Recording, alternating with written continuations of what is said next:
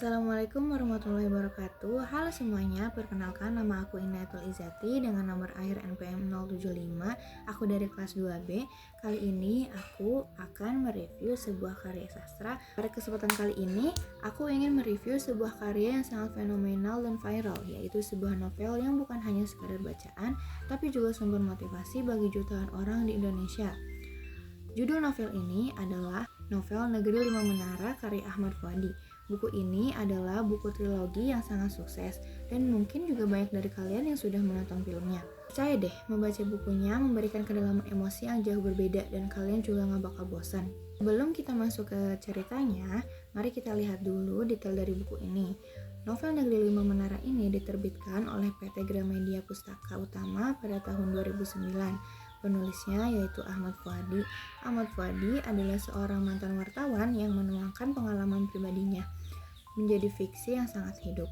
Dengan tebal sekitar 423 halaman. Buku ini mungkin terlihat cukup tebal bagi pembaca pemula. Namun percayalah, setiap halamannya itu sangat berharga.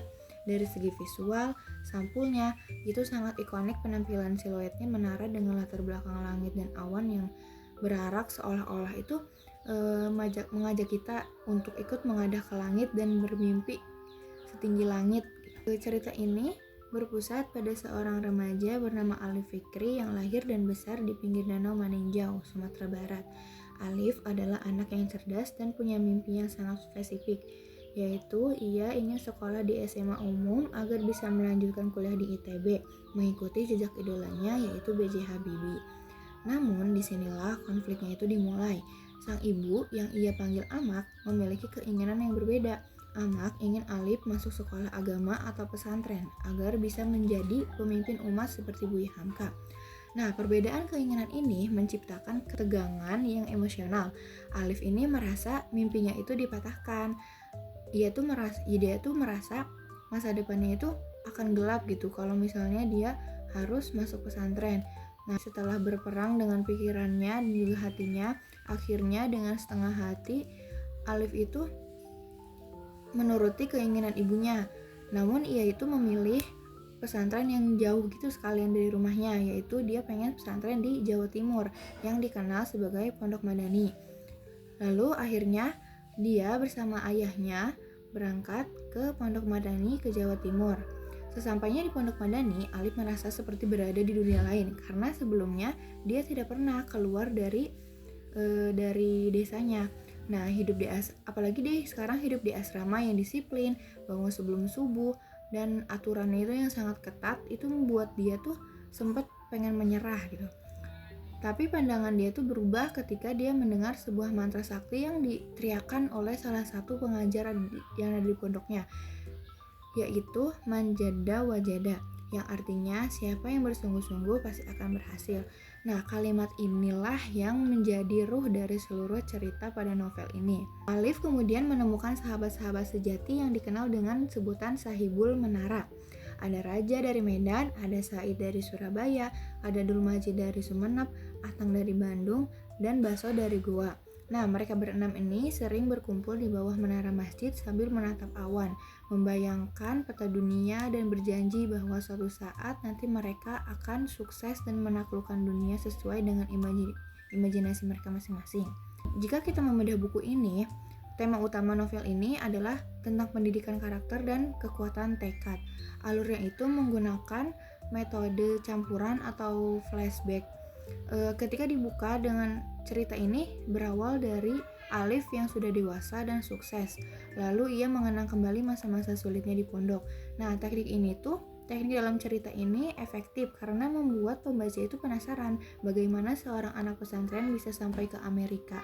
Penokohannya pun sangat kuat. Latar tempat ini di Pondok Madani yang digambarkan dengan sangat detail, mulai dari aroma aula yang penuh santri, hiruk pikuk di kehidupan di pondok, hiruk pikuk antri kamar mandi, hingga suasana kelas yang penuh energi. Gaya bahasanya pun kaya dengan majas ya, seperti hiperbola dan personifikasi yang membuat suasana pesantren yang kaku ini menjadi terasa puitis gitu. Lalu untuk kelebihan dan kekurangannya, Tentu saja ya, setiap karya memiliki sisi baik dan kurangnya. Kelebihan utama novel ini adalah kemampuannya meruntuhkan atau menghilangkan stigma negatif tentang pesantren. Nah, Ahmad Fuadi ini berhasil menunjukkan bahwa pesantren itu bukan tempat buangan, bukan tempat untuk anak-anak nakal, bukan tempat untuk anak-anak yang tidak diterima di SMA favorit, melainkan pesantren ini menjadi wadah atau tempat yang melahirkan manusia-manusia yang tangguh dan berwawasan. Pesan moralnya sangat tajam, namun juga tidak berkesan terlalu menggurui gitu. Namun jika harus mencari kekurangannya, mungkin bagi para pembaca merasa alurnya ini terasa agak lambat ya di bagian tengah, karena sang penulis ini sangat detail menjelaskan rutinitas atau kegiatan hariannya itu di pondok. Selain itu, ada juga penggunaan istilah bahasa daerah atau bahasa Arab yang cukup banyak ya, mungkin akan sedikit bingung bagi pembaca yang benar-benar awam atau belum mengerti. Nah, tapi sebenarnya sudah disediakan juga sih glosarium atau catatan kaki untuk membantu pemahaman. Nah, sebagai kesimpulannya, novel Negeri Lima Menara ini adalah sebuah mahakarya yang wajib dibaca, bukan hanya oleh santri, tapi oleh siapa saja yang merasa sedang kehilangan arah atau sedang mengejar cita-cita. Buku ini mengajarkan kita bahwa letak keberhasilan bukan pada fasilitas yang mewah, melainkan pada seberapa besar kesungguhan kita dalam berjuang untuk menggapai mimpi tersebut. Setelah membaca buku ini, mungkin kalian akan mulai sering melihat ke langit dan percaya bahwa awan yang kalian lihat itu bisa menjadi peta masa depan kalian. Baik, sekian review novel dari saya. Terima kasih teman-teman sudah menyimak review yang cukup panjang ini. Jangan lupa untuk terus membaca karena buku adalah jendela dunia. Assalamualaikum warahmatullahi wabarakatuh.